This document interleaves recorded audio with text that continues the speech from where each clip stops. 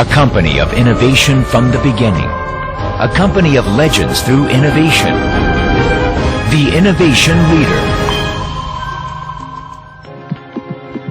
Queen Mary 2 is the largest passenger liner ever built. At a length of 345 metres, she is longer than 36 London buses. Her sheer scale would present one of the greatest engineering challenges in maritime history. She would be the tallest, broadest and longest passenger ship of all time. Mickey needed a remarkable naval architect. This dock had lain empty since the last supertankers were built here in the 1970s. But because of Queen Mary 2's size, it was the only place she'd fit. Preparing the dock took several months of work, clearing it out and laying the blocks that would be used to support the liner.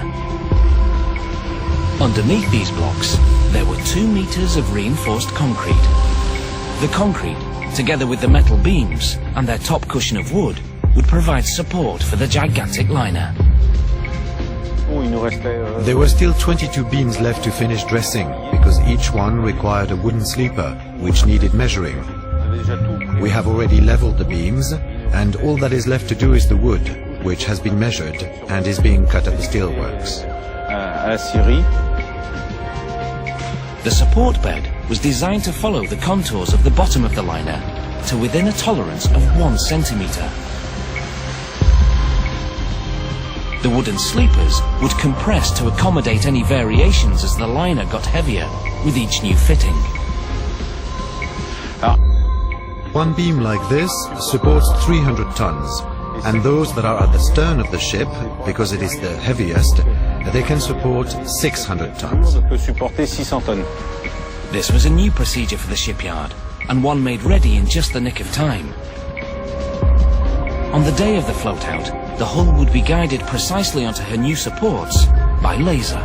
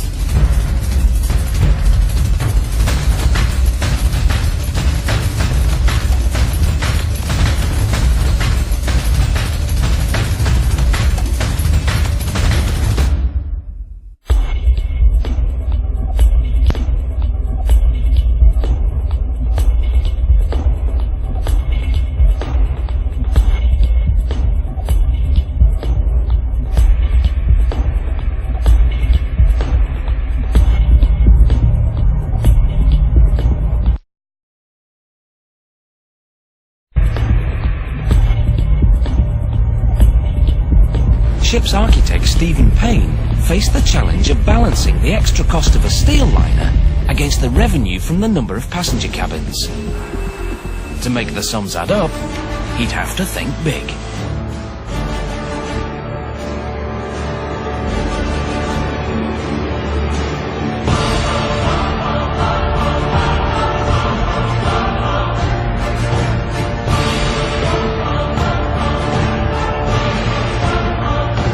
Rolled and curved. Shaped with heat to follow computer-generated templates.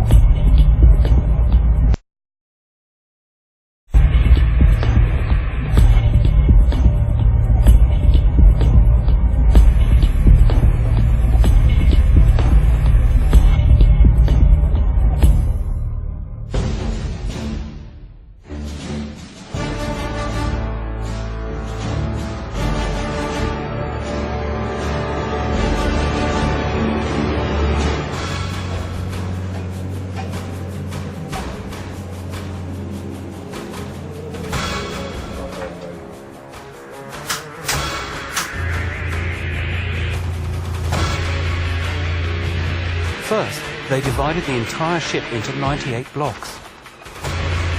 Each block was built separately, with the raw steel being welded into shape in huge workshops.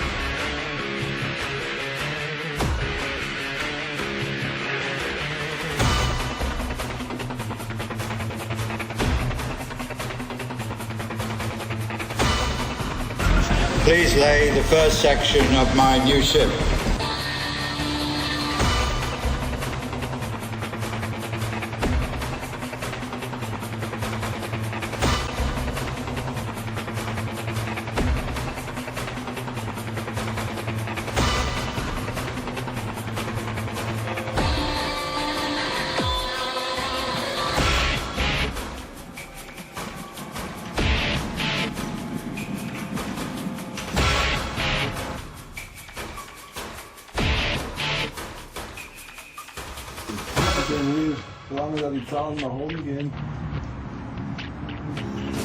Step by step, the ship was constructed.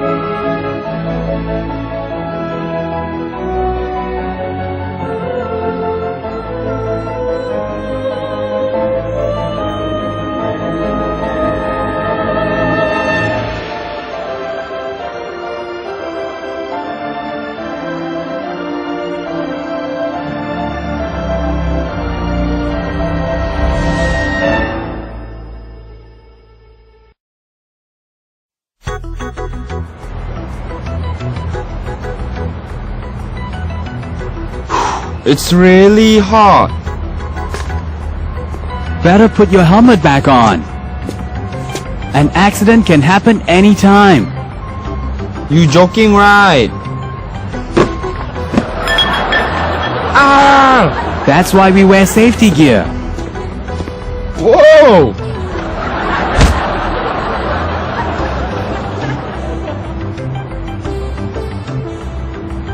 Are you okay?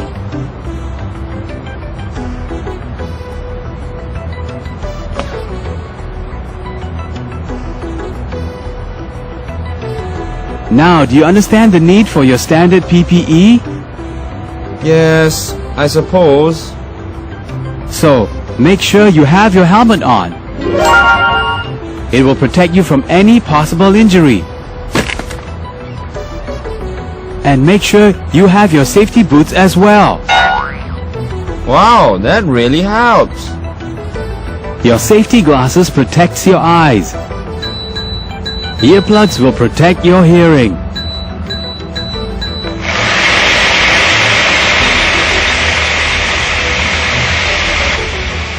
Ah, that's better.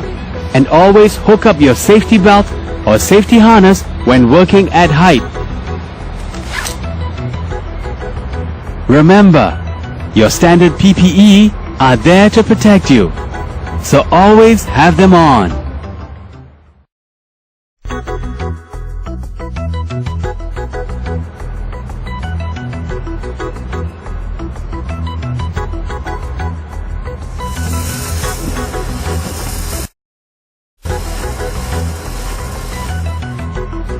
Well, that's a job finished.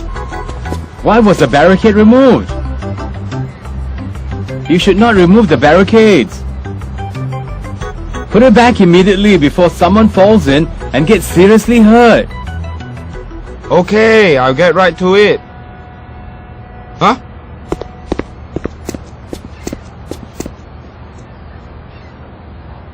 Hey, watch out! Huh?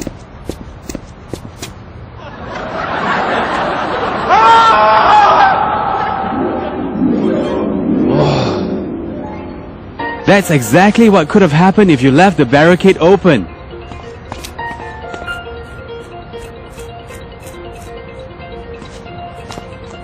Huh? Why the rush to put back the barricade? Because accidents can happen anytime. Barricades around openings should not be removed.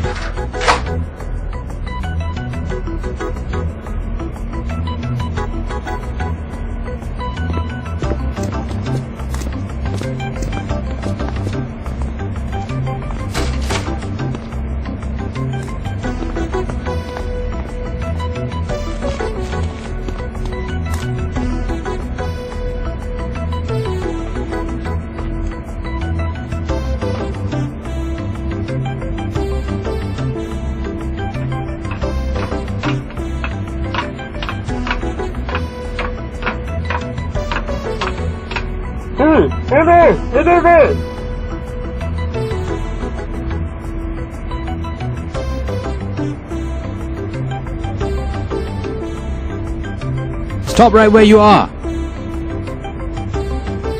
Look below you. Huh? Whoa! The floor's Stopped you. Imagine what could have happened.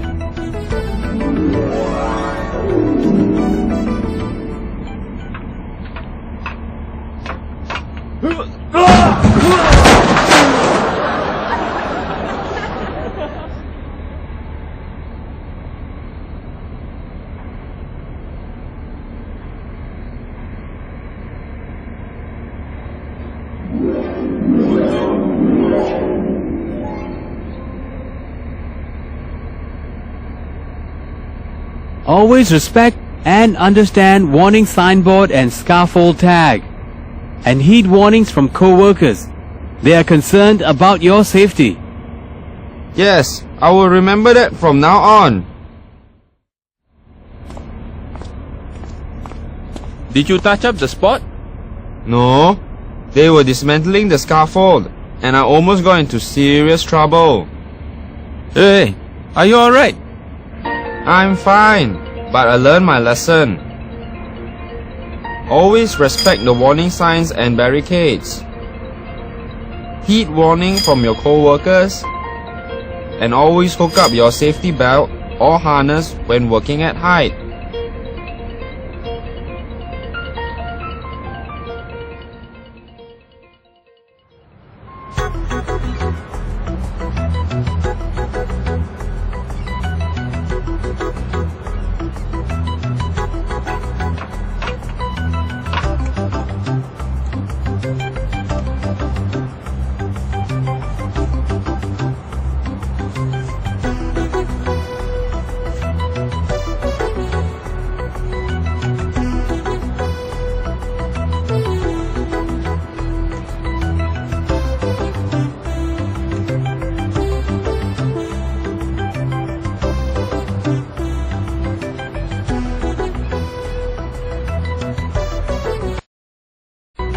Hey, we need a spanner here.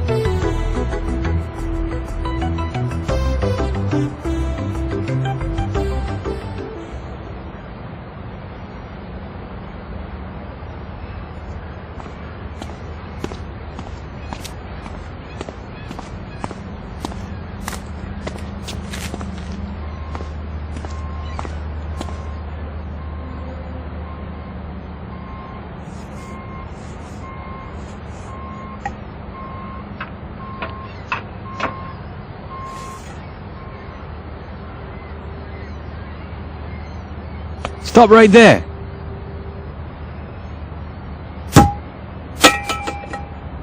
Whoa! See how dangerous it is? Imagine if you were there just now.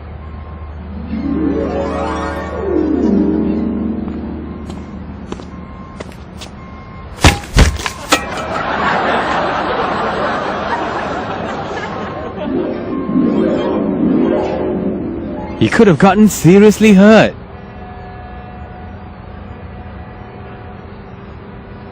Well, what did you learn today?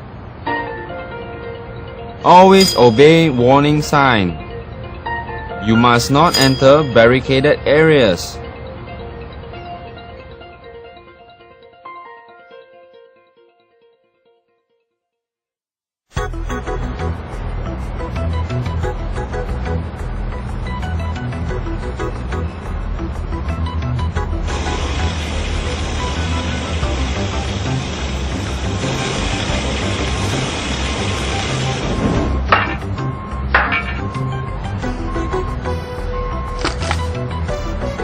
That's the last bolt to cut. And I finished work so fast today. Maybe I can start work on the next set of pipes.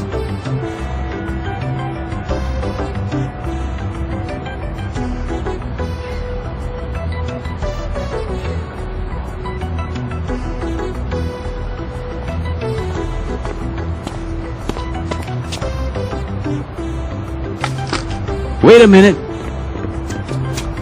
Stop what you're doing. You aren't supposed to cut this section of pipes yet. Huh? Why not? I have to work on this sooner or later. No, these pipes have not been certified clean by the inspectors yet, and that makes it dangerous to work on.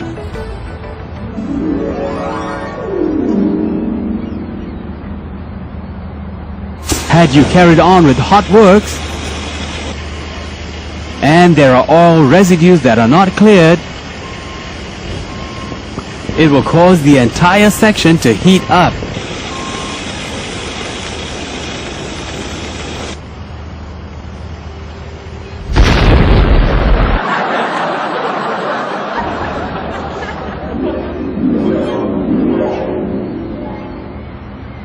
And look over there. This area has not been cleared of possibly dangerous and flammable materials like those paint cans. Had there been an explosion, it would have been made worse if those cans were to catch fire. Always work within the permitted area and the marked section of pipes. and start work only when the fire watchman is present at the vicinity. Thanks for the reminder. I will watch out from now on.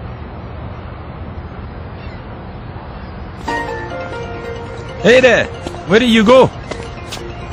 I learned a lesson. Huh? What lesson? When doing hot works, always work within the designated and permitted area. Ensure the area is clear of flammable materials and work only when there is a fire watchman nearby.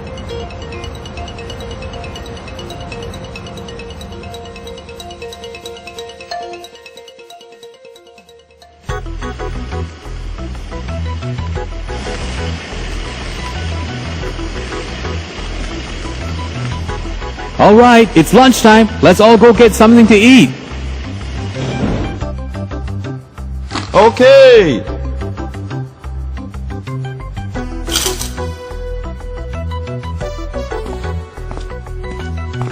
Did you forget something? You need to disconnect the gas hoses when you go for your breaks. Huh? Is that important?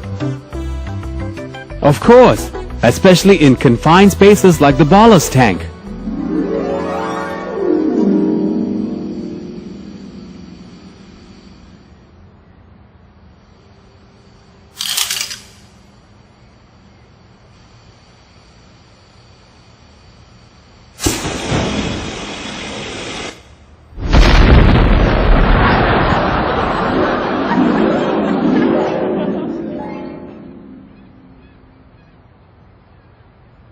Always disconnect the gas hose from the manifold to prevent any potential leakage when you're away. Always check the environment in the confined space with your gas meter. And ensure it is safe before resuming work.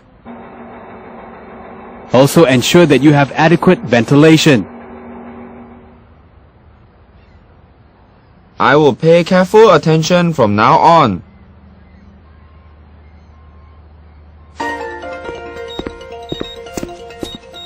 Oh, that was a good lunch. Let's get back to work. Okay, but hold on a minute. I'm almost done. Huh? You checking the place with the gas meter? Yes, I learned it's important to take precaution before and after work, and even during breaks. Always disconnect the gas hoses to prevent leakage. Always have adequate ventilation and check the environment first before starting work.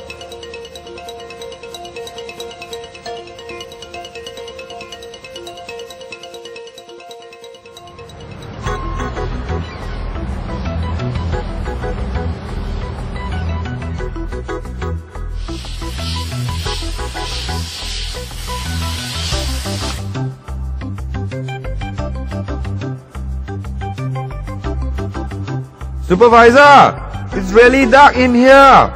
Can we get another light in here? Okay, you hold on. I'll go see if I can get some more light in there for you. Thank you. Hey, down there. Yes? I hear you need some light. I got some spares. I'll lower one in for you. Thank you.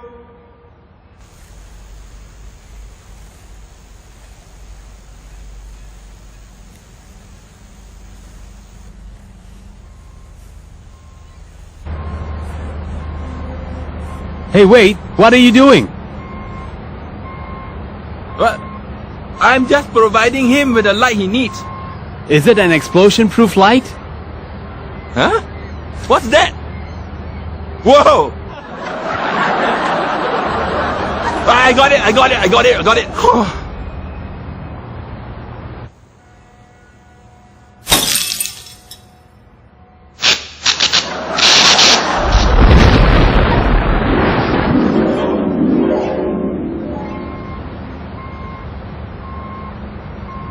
That's exactly what could have happened should the light break. Your good intention could have killed your friend. Confined spaces like the ballast tank could be charged with possibly flammable gases during such activities like spray painting. One spark could set off an explosion. Which is why you should only use secured explosion-proof lighting in the ballast tank. And always ensure there is good ventilation when working in confined spaces.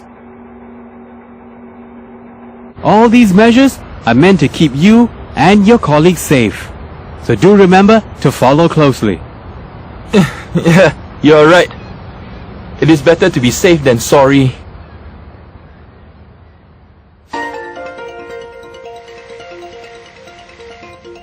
Thanks a lot. I learned a lot today. Oh? Like what? Use explosion-proof lighting. And always ensure there is adequate ventilation.